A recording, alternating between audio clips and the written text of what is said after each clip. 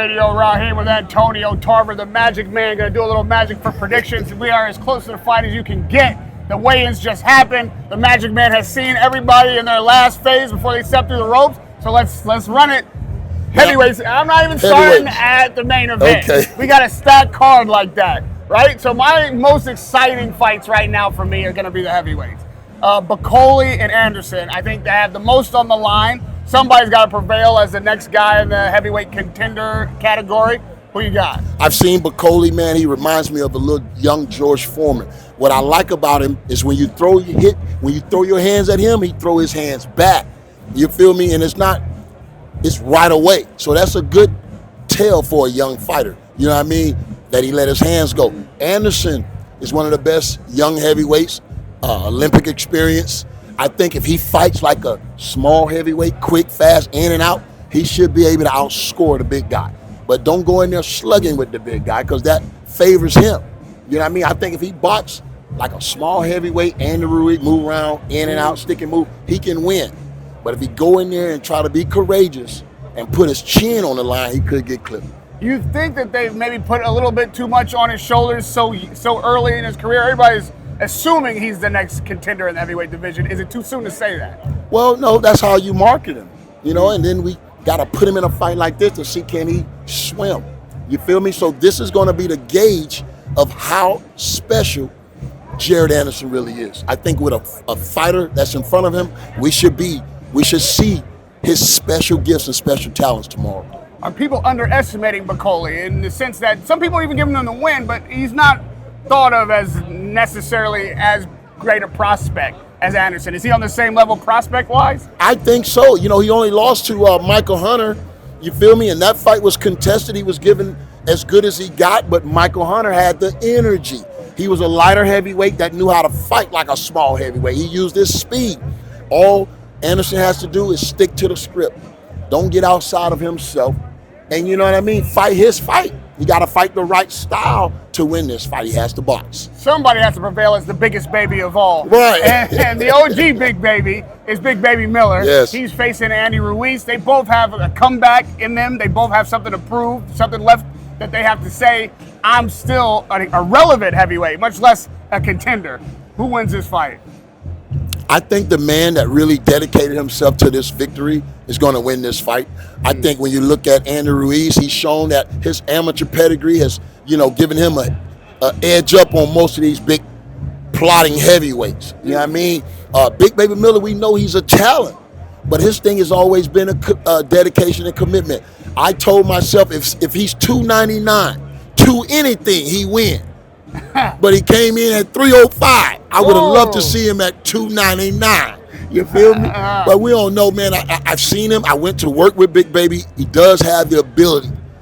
I just think if he ever put his thinking cap on and really focus on this game, he can be special. I got a curveball for you because I know you're in Terence Crawford's camp. I know that's your guy.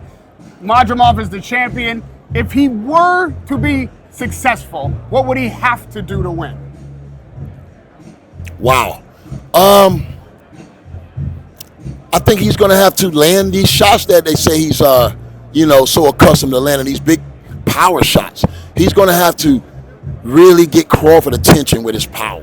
You know what I mean? If you put that thought back in the back of a guy's head that he could be knocked out, it could change the way he approached the fight.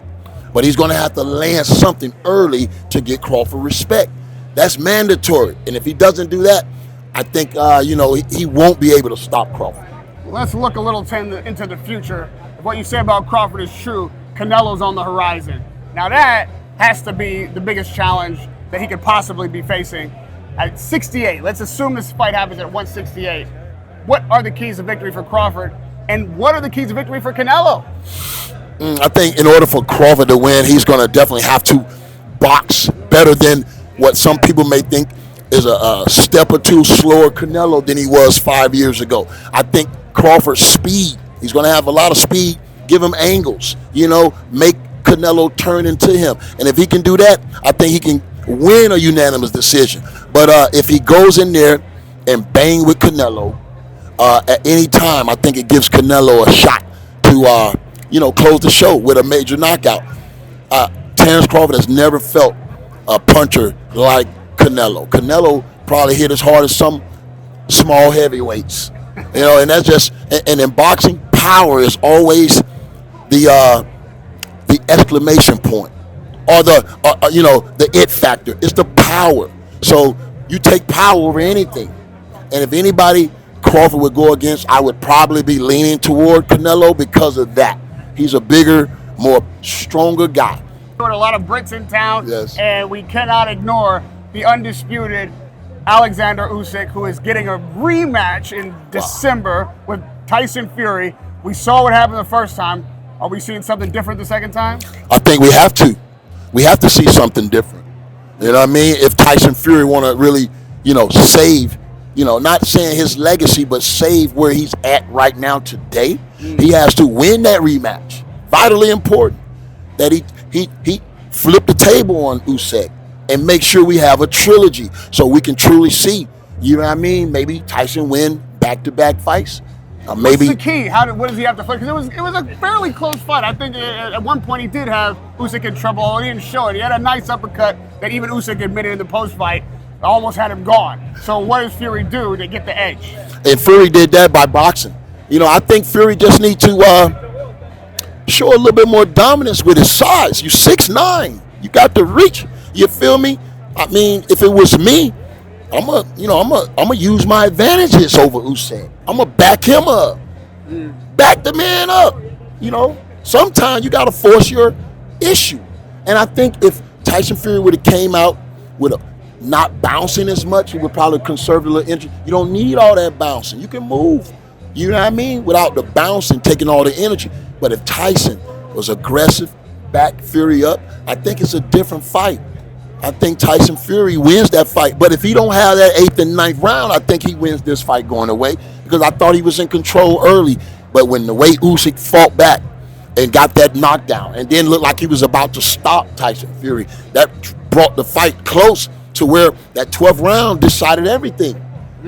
But if Tyson can focus a little bit more, get in a little bit better shape, and be a little bit more aggressive, I think that spells success for him in the rematch. Anthony Joshua wants to be 3-time heavyweight champion, but he's got to come through the newly crowned IBF champion in Daniel Dubois.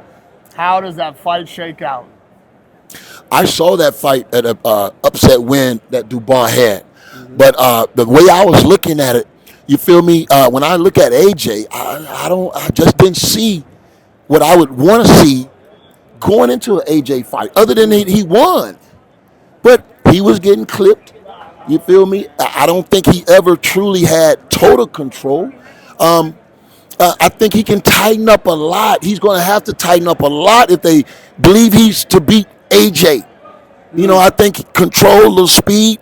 A lot of times he's a little wild. He got to tighten that up, because AJ has gotten a lot sharper. It's only going to take AJ one time to slip some in that he don't see, and it's going to be a good night. It's going to be good rhythm. So I like the win. I like that the Bulls did that, but I don't think he's ready for AJ. That's just my personal opinion. This time next year, we've got an undisputed heavyweight champion. With all these names we just threw around, who's holding all the belts? It all depends on who wins the rematch out of Tyson Fury and Usyk. It could be one of them. It could be one of them this time next year. Well, this time tomorrow, we'll be chopping it up again, post-fight, about what happens tomorrow night. Terence Crawford, Madrimov, Riyadh season in Los Angeles. The Magic Man's ringside, Radio Rahim's ringside, and it's Radio Rahim with the Magic Man, Antonio Tarver. Let's go.